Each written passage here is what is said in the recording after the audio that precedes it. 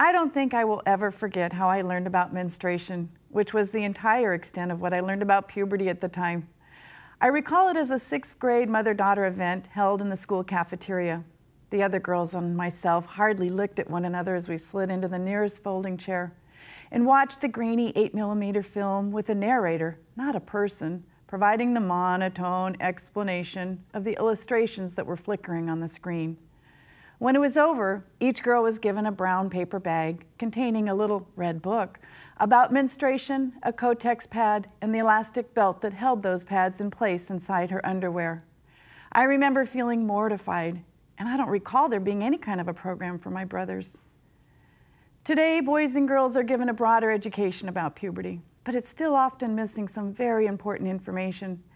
In fact, the CDC's recent survey of 5,000 teenage mothers found that half of them did not use birth control, believing such common myths as a woman can't conceive during her first sexual experience, or that showering after sex prevents conception. Equally alarming, we still focus on the girl as responsible for the pregnancy, even though it takes equal parts sperm and egg to make a teenage mother. So how is this possible in the year 2012? Stay tuned. Today's show is all about puberty.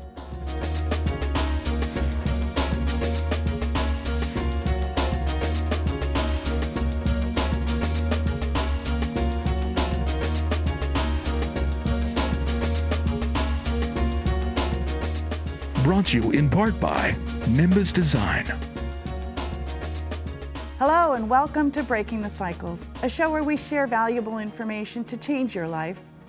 My name is Lisa Fredrickson, and today I'm going to talk about some of the brain research and science-based answers that explain puberty for what it is, a developmental stage that is hardwired into the human species. It starts around the age of 12 and lasts for about 3 to 5 years. It's hardwired into the species for one purpose only: to change a child's body into that of an adult's so that it can reproduce, take care of itself without parents running interference, and raise its offspring. So why does it happen around age 12? Because, as I said, it's hardwired into the species. Back in the day, tens of thousands of years ago, going through puberty around 12 made a lot of sense because the average lifespan was just about 25 years.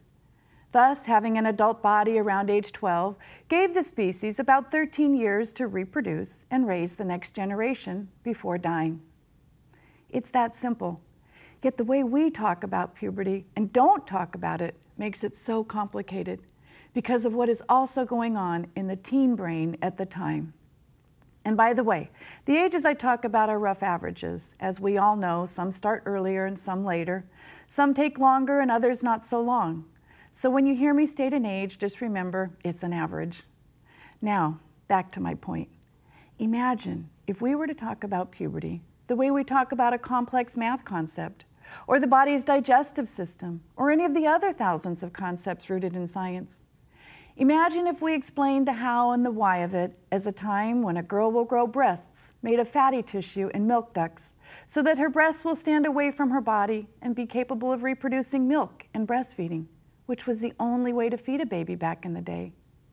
Or that a boy's testicles will drop down into his scrotum in order to move the testicles away from his body, because the body's temperature is too hot for sperm production.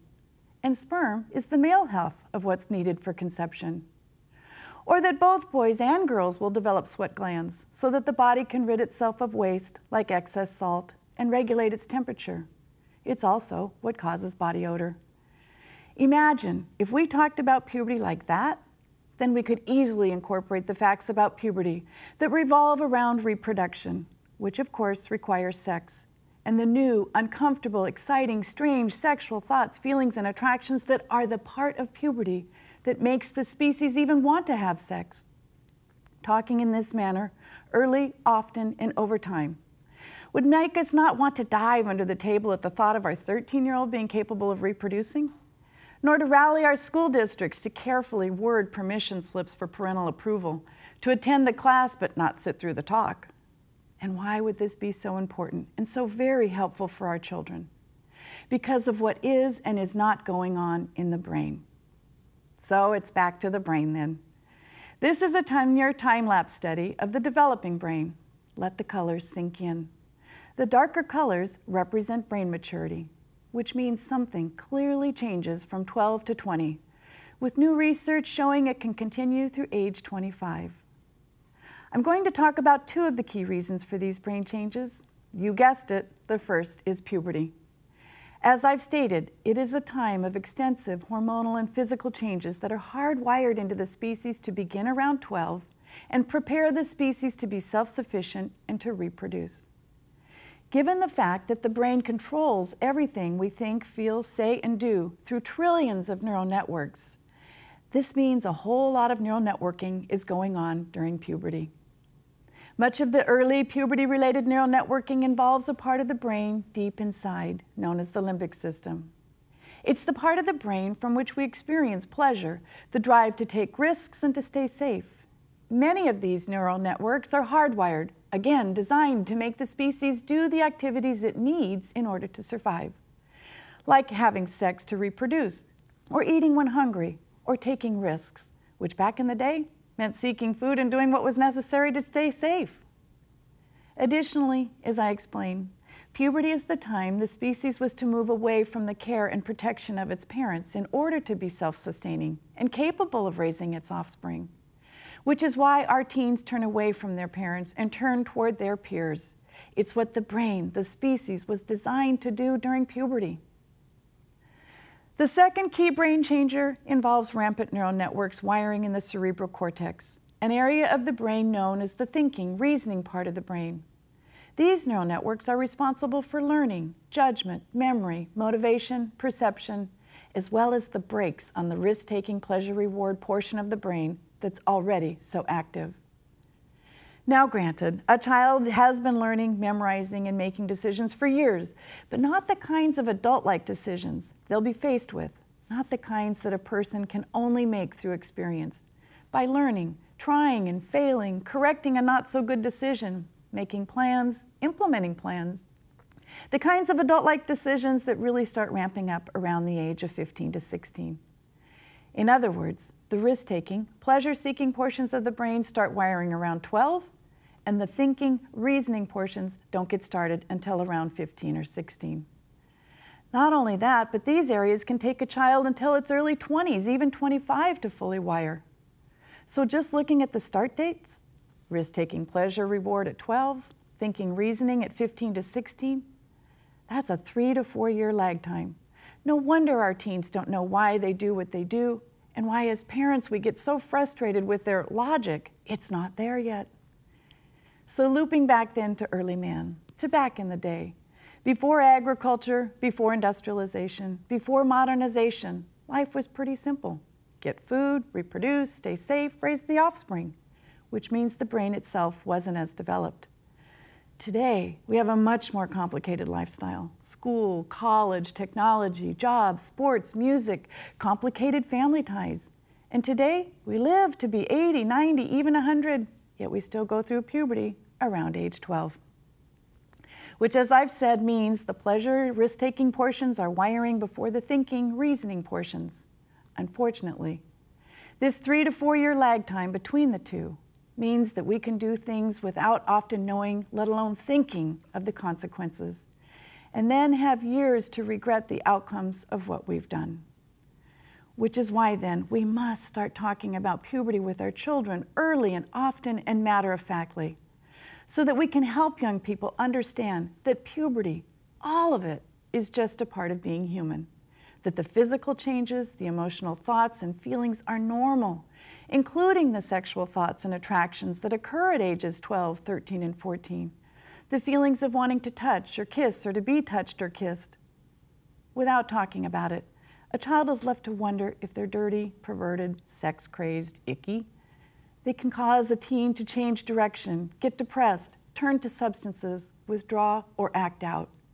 It can cause them to seek advice from their peers and to believe such myths as taking a shower after sex will prevent conception.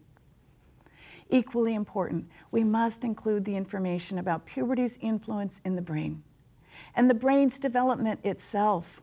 In so doing, we can help our children understand that being human in this day and age means the hardwired, risk-taking, pleasure-seeking portions develop early, around 12, but the thinking, reasoning portions don't really get going until around age 15 to 16. If we are honest and forthcoming with our children about puberty and about what's going on in their brains, they will be more likely to trust us when we say and do those things we do for their own good until it all comes together and they can take it on their own. To learn more about teen brain development, check out the partnership at drugfree.org's Guide to the Teen Brain.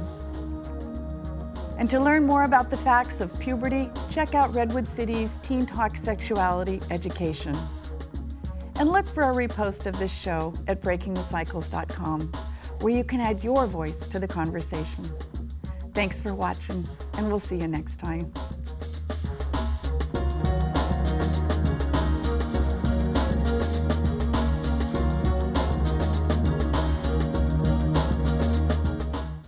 Peninsula TV is proudly brought to you in part by Nimbus Design, helping Penn TV, businesses, government, and nonprofits with their web technology and design needs. Nimbus Design combines art and technology to help businesses connect directly with customers, partners, and the public. Located in Redwood City, the heart of the Silicon Valley. They can be reached on their website at nimbusdesign.com. Nimbus Design, a proud sponsor of Peninsula TV.